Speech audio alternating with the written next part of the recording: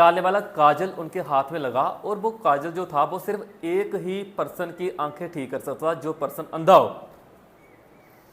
उन्होंने सोचा कि जी काजल मैं किसको दूं, इतनी बड़ी प्रजा मेरी किसको दूं।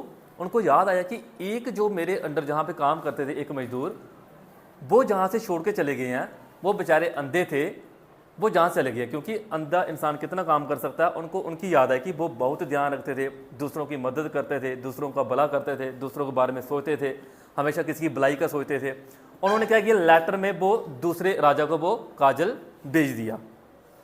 जैसे ही वो उनके पास पहुंचा, उन्होंने कहा भाई जी मेरे को क्यों दिया आपने, मैं तो अभी इसके लायक हूँ ही नहीं, मेरा टाइम पीरियड तो हो गया अभी जॉब का, जो भी आपके अंडर काम करता था, जी मेरे को क्यों दिया आपने। तो तब वो बड़ी तारीफ करते हैं कि आपने इतना टाइम हमें दिया, आप सबके बारे में ऐसा सोचते थे, सबका ध्यान रखते थे, इतना कुछ करते थे आप। तो उन्होंने कहा जी आपके लिए ही है, जी एक तोहफा समय की आप रख लीजिए। तो तब वो जो दूसरे राजा थे वो क्या करते हैं, उस काजल को लेते हैं, इस आंख में डालते हैं, एक आंख में।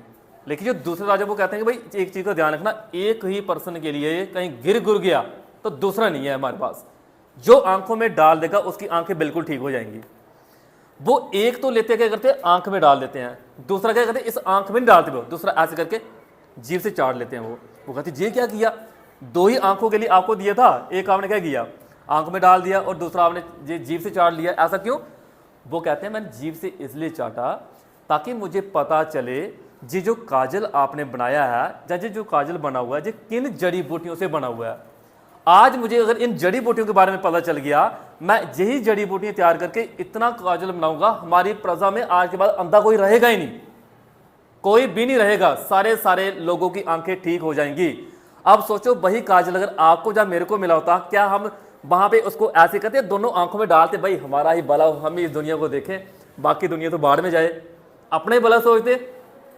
इस कहानी का जो सार है, वो सार क्या है, अपने साथ साथ बाकी वालों को सोचना है, अपने साथ साथ बाकी वालों को हाथ पकड़ना। कोई पीछे बेचारा, कोई पढ़ाई में पीछे है, भाई तू भी मेरे साथ चल यार, तू ये टॉपिक देख, जे ले नोट्स, तेरे पास नोट्स नहीं है, अच्छा तू कल आई नहीं थी, जे ले नोट्स, उसको ग्रुप में शेयर किए, उसको हेल्प की, उसको समझाया पूरा टॉपिक।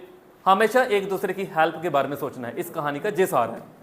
कभी भी अपने, देखो बच्चे, आजकल के बच्चे बस सोचते हैं कि मेरा ही भला हो, मेरा ही सब कुछ हो, मैं ही सोचूं।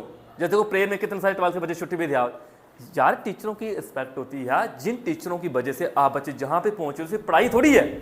आप बच्चे मेरे पास अगर एक साल तक जुड़े रहे, आप सिर्फ मेरे से सिर्फ ये लेके थोड़ी जाओगे सर ने पढ़ाया, हमें पढ़ाया ना, मेरे साथ पढ़ाई के साथ साथ आप ये भी लेके जाओगे कि नहीं सर पढ़ाई के साथ कुछ समझाते भी थे, सर कुछ अच्छा ज्ञान भी देते थे, कुछ अच्छी बातें भी सुनाते थे।